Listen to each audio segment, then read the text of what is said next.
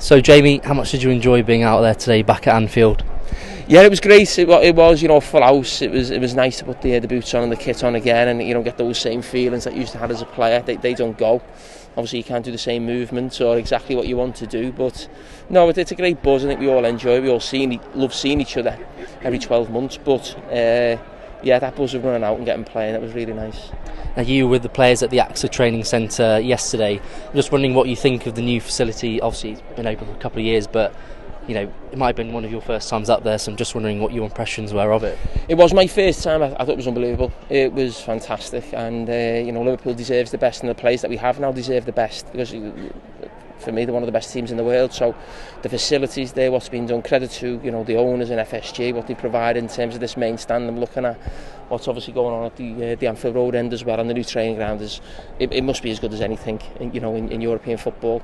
And rightly so with Liverpool, but it was brilliant. And I love Melwood. That's where all my memories are from, and I'll never change that or want to change that. But brilliant what they've got certainly now down at the AXA. I was just going to mention, obviously you grew up training at Melwood. If you're a younger player now coming through the AXA Training Centre, being in and around with the first team, what difference do you think that would make for the younger players? No, I was always a big believer in that. When I first started at Melwood, we were all there together, and obviously the academy was built. But I always felt that separation wasn't great for the club. Listen, who knows how much difference it made, but I do think it's nice that we're all on one site and there's all that sort of togetherness, and it doesn't feel such a big thing for a young player to go and train with the first team or having to travel from Kirby to Melwood. The manager knows the players, in the same dining room, he gets to know them, so I certainly think that helps. Yeah, and obviously this has all been funded by FSG, the Liverpool owners. Just with all the talk with Chelsea at the moment, do you think that potentially Liverpool owners don't get the credit they deserve for that sort of investment they've put into the club? Yeah, I don't think any owner gets credit off supporters, if I'm being totally honest, but FSG have done a brilliant job at Liverpool. We're winning things. We've got a way of working that is looked at, I think, around the world in terms of how we recruit.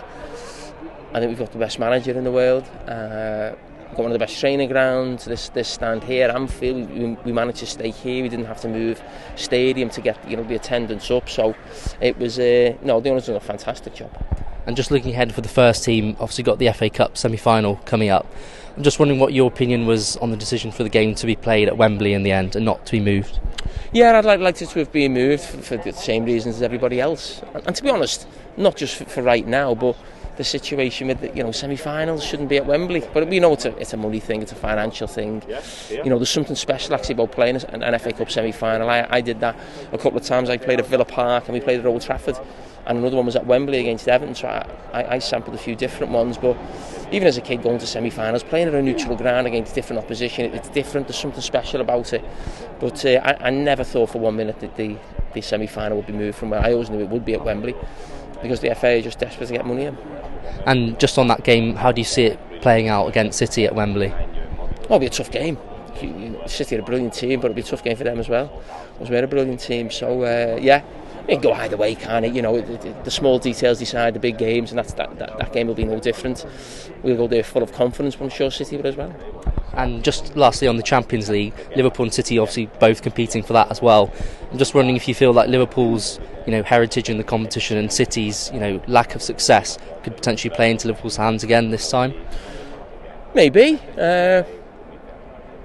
If we are to get City, it'd be in the final, wouldn't it? So it wouldn't be sort of like a two-legged affair, or it wouldn't be the Anfield crowd. So yeah, it's the Champions League final, but it's a one-off game in a neutral venue. So I'm not sure how much that will play into it, really. But we are synonymous with the European Cup, and long may that continue.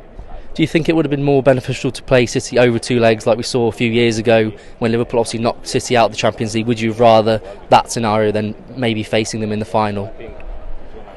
No, I don't think we have anything to fear. What the situation is with us. Someone will argue that City are the best team in Europe at the moment. Some will say that we are. So it's a toss of a coin. I don't think it really matters too much. You can talk about being here on a European night, pretty special. But I don't think we've got anything to fear with Man City.